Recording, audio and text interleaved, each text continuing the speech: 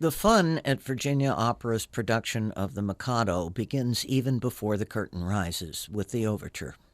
The familiar tunes of the Gilbert and Sullivan satire whet one's appetite for what is to come.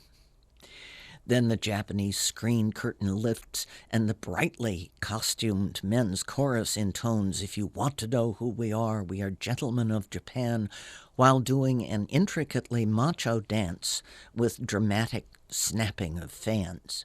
Director Dorothy Danner knows how to grab an audience's attention and keep it through an entire evening, and she was definitely on top of her game in this production. Bass baritone Kevin Burdett steals the show as Coco, the Lord High Executioner, caught between impossible laws. Condemned to death, he can't execute anyone else until he beheads himself. Right. Desperation is a great motivator. In the hilarious Patter song, "I've Got a Little List," Coco names various candidates for beheading. They'd none of them be missed, including a whole slew of hysterical topical and local references such as TV reality shows and robocalls. It's a brilliant star turn, even funnier when he unrolls a second scroll, Appendix A, and launches into an encore. Burdett's mastery of physical comedy is awesome. This sort of knockabout hilarity takes inventiveness and perfect timing, not to mention gymnastic agility, all while singing complicated lyrics.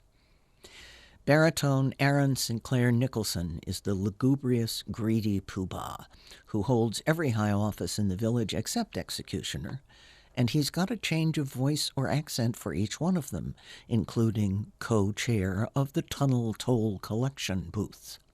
As Nanki Poo, the Mikado's son, masquerading as a wandering minstrel, tenor Matthew Plink has a pleasing demeanor and voice, which unfortunately went sharp on every full-volume high note. Soprano Catherine Jolly, who sings Yum Yum, has a voice that can reach the back walls, no problem, but she works awfully hard at being super perky. Tall, willowy mezzo Dorothy Byrne makes a truly frightening cut-a-shot, sacrificing vocal beauty for her character's unnerving screech. Jeffrey Tucker's huge bass creates a commanding Mikado.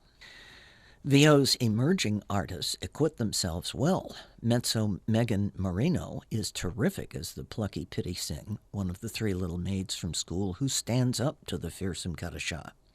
Baritone Karen Ryan is a lanky, funny pish-tush, owlish in round, black-rimmed spectacles. Both the men's and women's choruses sound wonderful, full of life and freshness. Danner's stage direction is matched by Gerald Steichen's brisk conducting of Richmond symphony players. The costumes and sets are marvelous and work well. I love the big tree whose flowers are fans. And Kenneth Stedman's lighting underscores the mood in every scene. No opportunity for creative hilarity is missed. After Yum Yum, Nanki Poo, and Coco sing the rapid-fire patter song "Here's a Howdy Do," it's revved up for a reprise at impossible speed. When the Mikado sings "My object all sublime, I shall achieve in time to make the punishment fit the crime," a telephone rings. From the orchestra pit, everything stops. After 2 or 3 rings, a voice from the pit says, "Sorry!" Probably the only time such an occurrence is cause for laughter, not murder. I'd go see it all in a New York minute. From the other side of the Footlights, I'm MD Ridge.